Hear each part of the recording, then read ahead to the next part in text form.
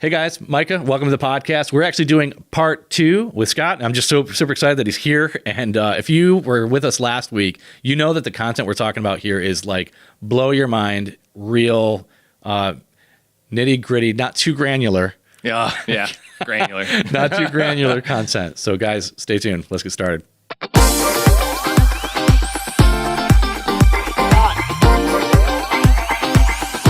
Welcome to the I Hate Social Media podcast, the podcast where we dive deep into the chaotic world of social media marketing with a twist of irony and a dash of humor. So whether you love or hate social media, join us on this journey as we uncover the secrets to making it work for you.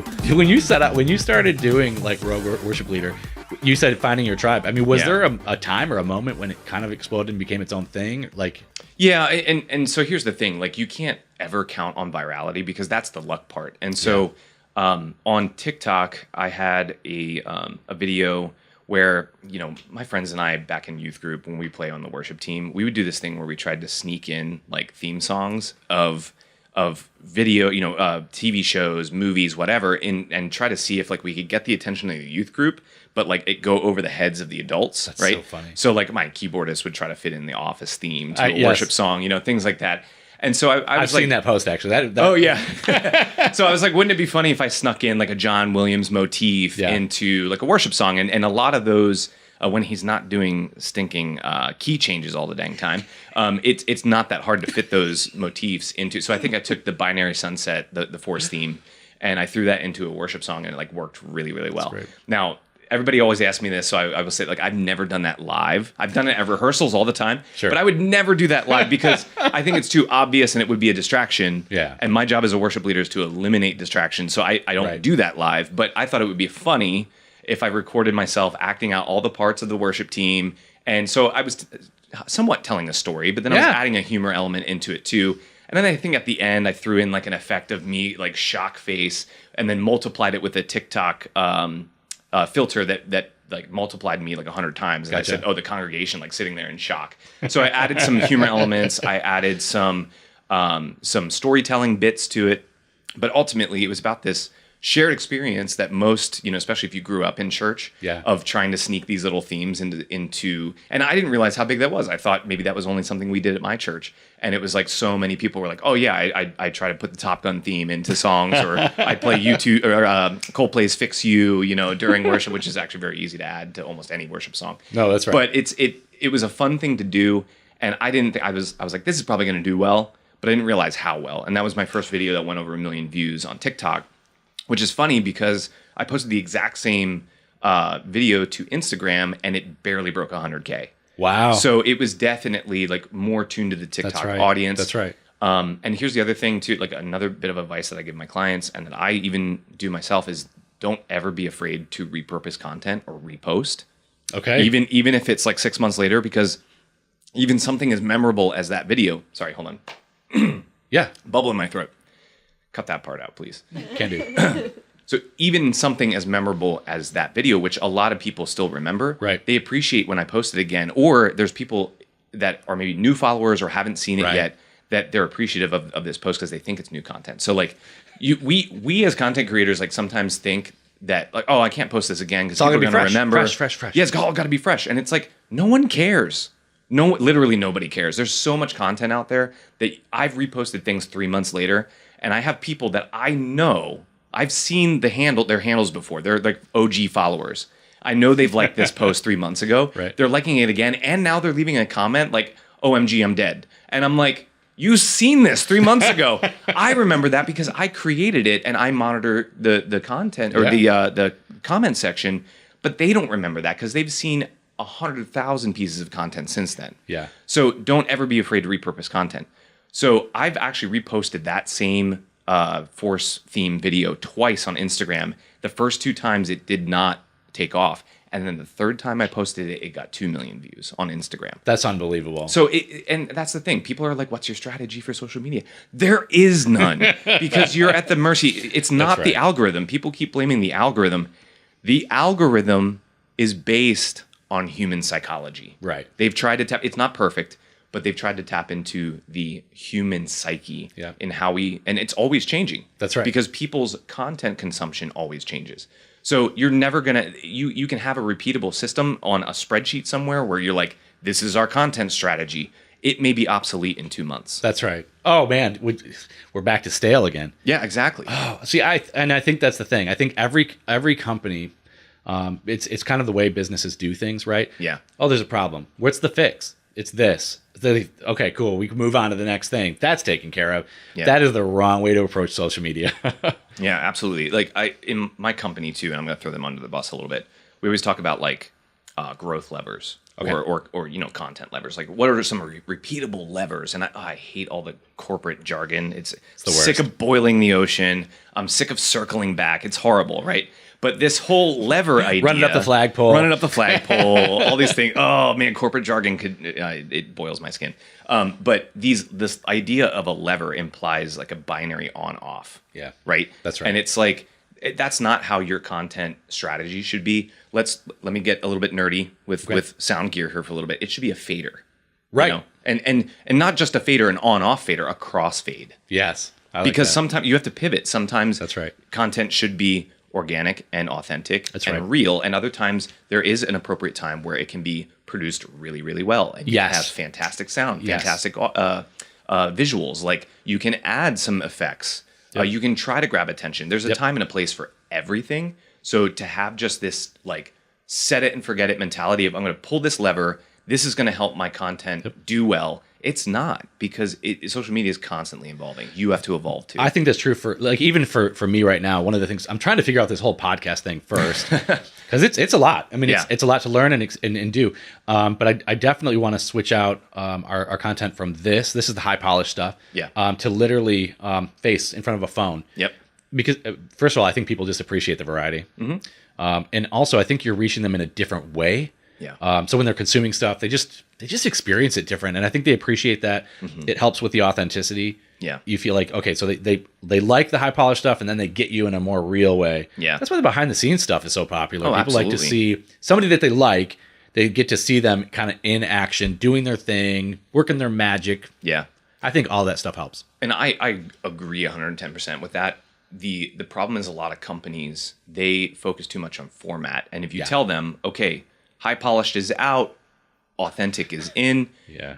At the end of the day, content is still king. Right. So you still have to hit one or more of those 3 E's. Yes. Or the content's not going to resonate. So like you can have, said. Yes. Now everything's going organic. We have to pull out our iPhones. We got to ditch the scripts. We have to do UGC, all that kind of stuff. It might be a scripted iPhone thing. You know what I mean? Yeah, it might be a scripted iPhone thing. You can do that. But if you just focus on format and what it looks like and say, but we're doing organic, we're doing authentic, what's going wrong? You're missing one of the content pillars. That's right. Or more. And the thing is, content's still king. Yes. And if you're still playing by the current social media rules as far as what things look like, the production value, but you're missing the content and it's not resonating with your audience, it doesn't matter what format. You could have the most authentic looking video and it's not going to hit. Right. You can have, and I think we're getting to the point where people who consume content on social media, we're starting to the point when we see something that's super overproduced, right? We kind of like automatically like discount it, right? And I think we are getting to that point where people are judging us within the first, because the first 3 seconds are huge on social media, right? Yeah. They're judging the production value in the first 3 seconds. But if you have like a good hook, and if you have a great way to get people hooked into your content, and then you keep them there because you are entertaining or equipping them, or you're providing some kind of value, then they're going to stay for that content regardless of what it looks like.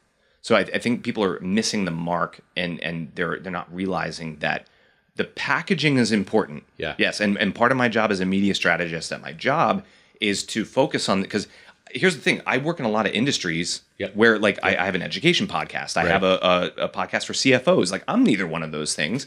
So I have a subject matter expert that we hire that will help me figure out the meat and potatoes of the actual content. And then my job is content packaging, right? So the content packaging, what things look like, what things sound like, what things feel like that's my job. And then I have the subject matter expert to give me like the core meat and potatoes of what the content's about. But great. If the content itself and my SME is missing, like they're not doing things that are or suggesting topics that resonate with people, right? Then I could package things in as nice and tight of a bow as I want, and it's not going to hit. That's right. It has to hit. Like, you have to have both the content packaging and the subject matter has to be engaging. It has to be relatable. It has to be authentic. It's right. It's not just how you say it. It's what you say. Exactly. You know? Yeah. And I kind of want to go back to this idea of the tribe. To me, that's what companies need to be. That's the mentality they need to have. Not like, you know, how do we need to do this? You're asking the wrong question. Yeah. It's who are we trying to reach, and what do they want to see? What do they want to hear? What do they need to hear? What are they asking for? And what's going to resonate with them? Yeah. It's not, that's the problem with being formulaic about everything. And I think that industry in general, or just business in general, is predisposed to the formulaic. Yeah. And it's like, look, it's a little bit more complicated than that. You actually have to engage in this. Yeah. You need to be involved in the process. Well, and the problem is that a lot of people in marketing, they focus on like their ICP, right? So we say building a tribe or building a follower base. Right. At the end of the day, marketing managers, CEOs, CMOs, like they don't think of things in terms of, they want an audience, right? Sure. But they are still targeting their ICP or their ideal client profile, right? And so they want their customers to be consuming their content. The problem is that only 3% of, and this is industry-wide, this is actually, I think LinkedIn did, the numbers are sketchy. It's either 3 to 5%. Okay. Our company takes the position of 3% of the people in your industry are actually ready to buy your product today. Okay. 97% of the people in your industry, different point in the circle, they're not ready. Yeah. So you want to talk marketing funnel, you want to talk your sales funnel. Yep. Those people aren't even in the funnel. They're outside. The 97% is outside the funnel. Right. So if you want to create content that's going to resonate with your industry, you can't market to the 3%. Correct. Because then that ends up being an ad, right? That's right. And you're not trying to sell your product. If yes. you want to market to the 97% of people who are not ready to buy, eventually they might be ready to buy. That's right. But you have to create and establish the three trust. Yeah, one of those three things. But you have to use one of those three things to build trust and affinity for your brand. Right. So here, I'm going to sound like a marketing manager, so that you're top of mind when they are ready to buy. That's so right. there's like, we've been fed this lie that the marketing funnel at the top, there's like top of funnel. Top of funnel? At the top of this funnel, there's the tofu, the top of funnel activity, right?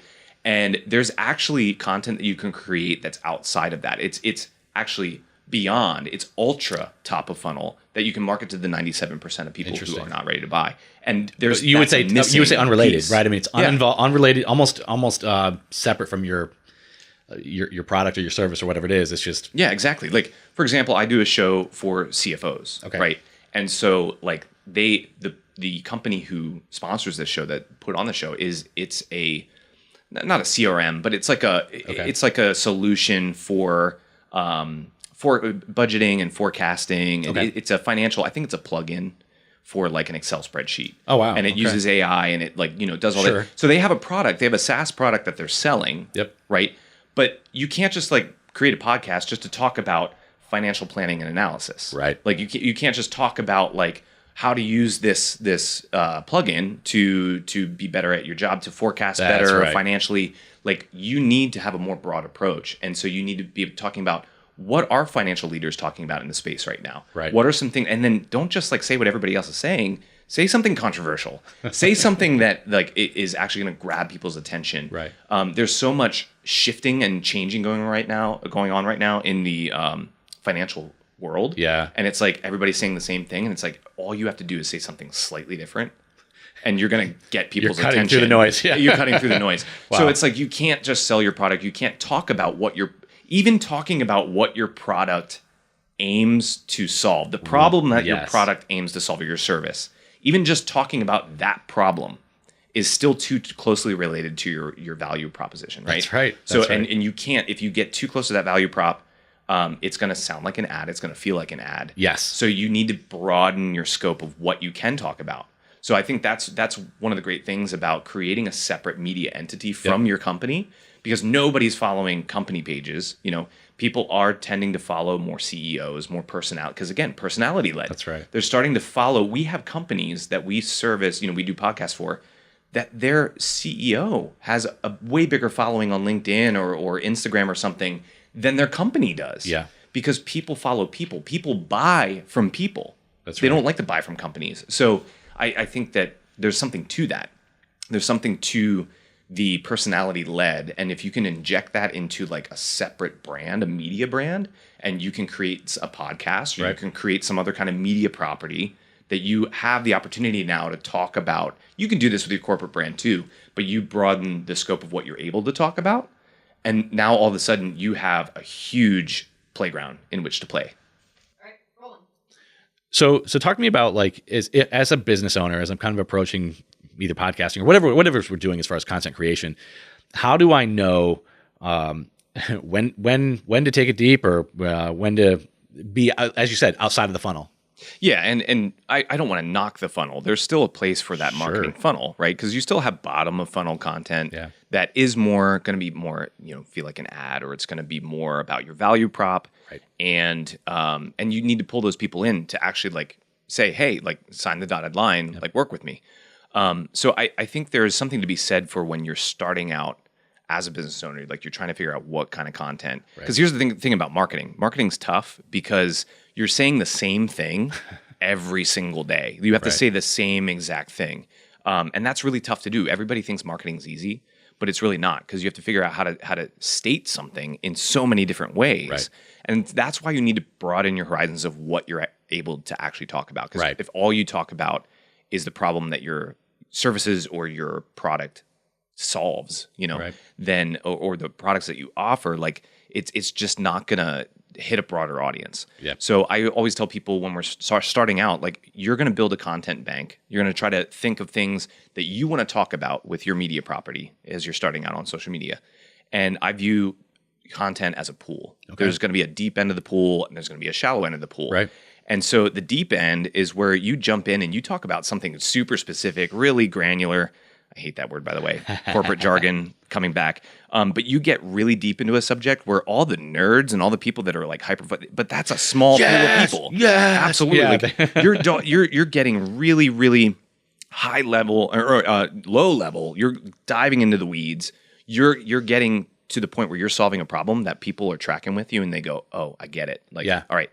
But then you're going to lose a ton of your audience. So that's why you need the shallow end of the pool, where you talk about topics that are going to reach that broader audience. And maybe you're going to lose your experts, the people that can dive in deep with you, and because they already know that. This is content that they already know. But you need both sides of the pool to have a well-rounded content experience for everybody. So, and it's a funnel in and of itself, because as you bring in people into the shallow end of the pool, you're guiding them out into the deep end of the pool with you. And taking them to those more detailed and nerdy and granular topics, because they eventually want that, but they might be a beginner right now. They don't, they want to go with your product or service, but they don't know how. So another analogy I like to use, we were talking offline about baking a cake. And it's like, when you are providing value for free, that's risky for a business, because you're like, wait, you should be paying for the value that I'm providing you. But if you can do something, but like give somebody the recipe to the cake and help them bake it 85% of the way, then one of two things will happen. They will either figure out the other 15 by themselves, and good for them. They can DIY what you could have provided for them. Or when they get frustrated at 80% and the cake's not ready yet and they have a deadline, they're going to hire the person that can help them take it the rest of the 20%. It's because there's only two things that anybody can leverage. You can choose as a DIY, I'm going to leverage my time because I don't have the money. I don't want to spend the money. It doesn't really matter. Or conversely, and we're all hoping to get to this place, I can leverage my money for time, and I'm going to hire you because I've got the money resource. I don't want to learn what you do. I can't. I mean, why would I? I've got other things that I'm good at. This is where my time is best spent. So I'm going to leverage money to do that. Absolutely. And so I think that's kind of the name of the game. And what you're helping people do, 85% baking the cake, is they probably aren't prepared truly to do 100% anyway. And so that way you're not giving away the farm, so to speak. But you're getting them far enough down the road that you're becoming the valuable resource. So that when they are ready to proceed, and they're like, man, I trust this person, I trust this company.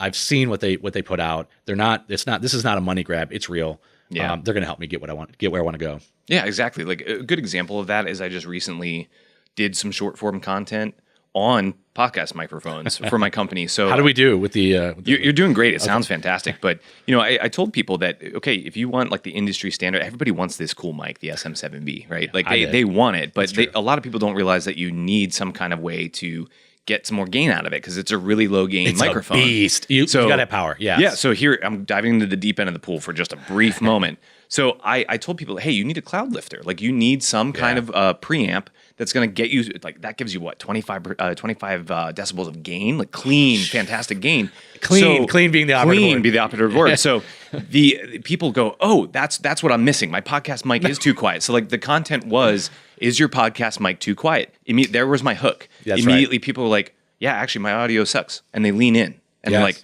what are you going to say next? So I tell them about the gear part of it. Right. But then I left out, you still have to give your preamp some gain. You still have to have a good board. You still have to have a good preamp system on your soundboard. So there's other pieces there that I didn't give them that 15%. That's awesome. And then I literally had a client, they wanted to do an audio podcast, not a video, but we offer both. And so they came in going like, our audio sucks. We wanted a studio to figure this out anyway.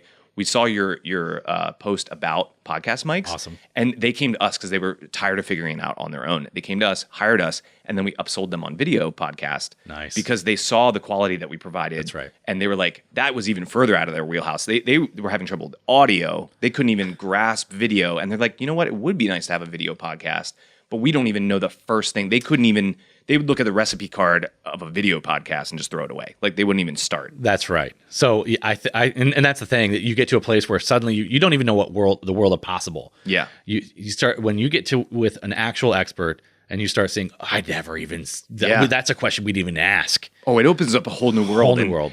With my job, what I do, I have to do research on some of these industries that I do podcasts for. Yeah. And all of a sudden my algorithm gets screwed up beyond repair. So I see all these I'm seeing a side of Instagram I've never seen before. And I'm like sitting here who would buy this SaaS product, right? Of this company that I'm trying to like build a podcast and a media property for. And all of a sudden I start seeing how deep that pool goes. And I'm like, oh man. So yeah, it's like you said, as soon as you talk to somebody who knows what they're doing, it opens up this world of possibility. And so that's what you get, these business owners who want to do something and they don't realize the what they're stepping into. And to use, because I'm a huge Star Wars nerd, to use a quote from Obi-Wan Kenobi, it's like you're taking your first step into a larger world. Like that's right. That all of a sudden your world changes. Yeah. You want to do something, you're setting out to do some kind of marketing effort, and you don't realize the pile that you just stepped in. It's deep, it's wide, and it's like you need help trying to achieve what you're trying to achieve. P.S. Darth Vader's your dad. Yeah, yeah. I mean? That would have been nice information to get for sure. Yeah.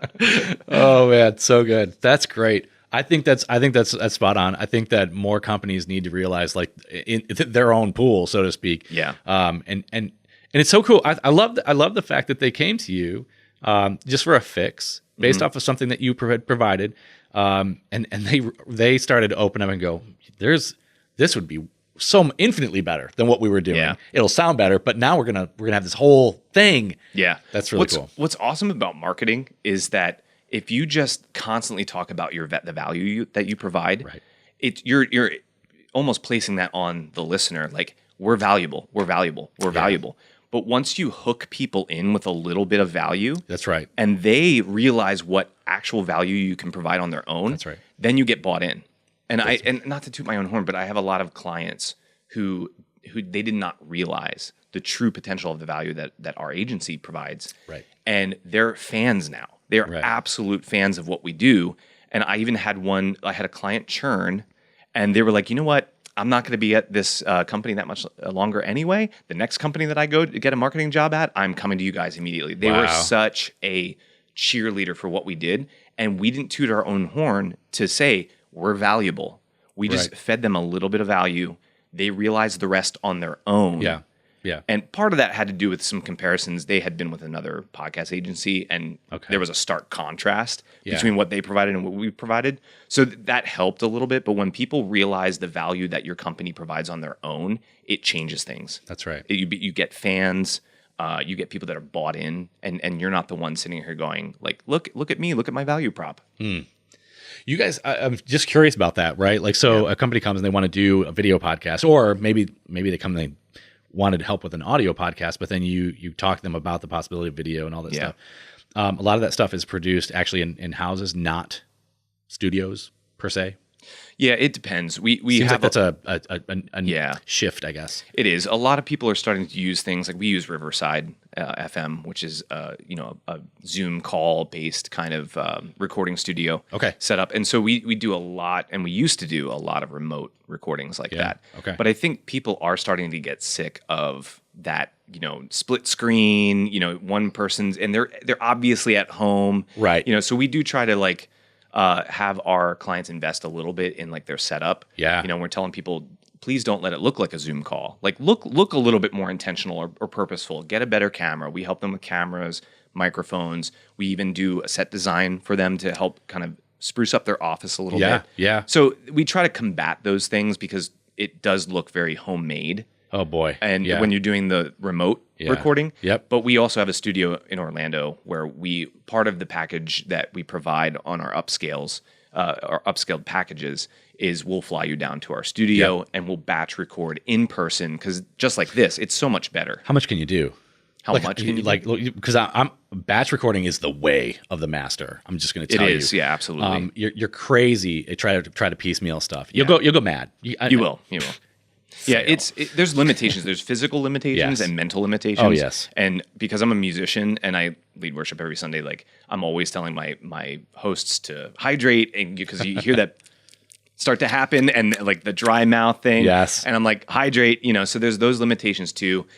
We try not to do more than 4 podcasts per day. And even that's a bit much. It depends on my client, but that's my peak limit. So we'll do, I think that's fair. We'll do 2 in the morning, we'll break for lunch, we'll do 2 in the afternoon and call it quits. And usually they're, depending on the client, they're mentally spent by that 4th episode. And those are more hour-long podcasts. Yeah. So we have a limit to, we try not to go over 35, 40 minutes. Oh, see, I think that is a sweet spot. Yeah.